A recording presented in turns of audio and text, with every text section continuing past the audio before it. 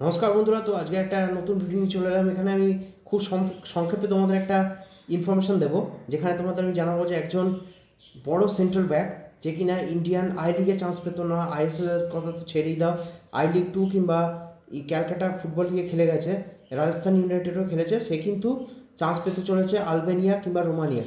হ্যাঁ বন্ধুরা, তোমরা ঠিকই শুনছো, আলবেনিয়া ও রোমানিয়ার যে প্রথম সারির ক্লাবগুলো, সে কিন্তু এটা শোনা যাচ্ছে যে মার্টান রায়না বলে যে ফুটবলারটি আছে, যে কিনা আগের বছর অ্যাডামাস নলেজ সিটি, যে কিনা সিএফএল এর ডিভিশন 2-তে খেলতো, সেই ক্লাবে খেলে গেছে, সেই ফুটবলারকে নাকি এখন আলবেনিয়া বা রোমানিয়ার প্রথম সারির ক্লাবগুলো অফার দিচ্ছে। এবং এই খবরটা যে লিক করেছে তার হচ্ছে ইস্ট বেঙ্গল নিউজ অ্যানালাইসিস।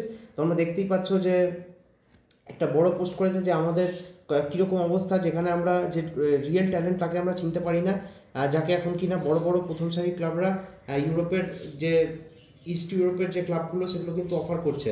তো আমি এই ধরনের স্পোর্টসের ভিডিও কিন্তু প্রত্যেক দিনই আপলোড করার চেষ্টা করি, স্পেশালি ফুটবলের, কলকাতা ফুটবলের। তো তোমাদের যদি আমার চ্যানেলটা ভালো লেগে থাকে অবশ্যই সাবস্ক্রাইব করো, এবং আগে একটা ভিডিও আপলোড করেছি ইস্ট বেঙ্গলের ট্রান্সফার সম্পর্কে, সেটাও পারলে দেখে নিও, আমার ভিডিও সেকশানে কিন্তু পেয়ে যাবে। আজকে এ পর্যন্তই, ধন্যবাদ শোনার জন্য।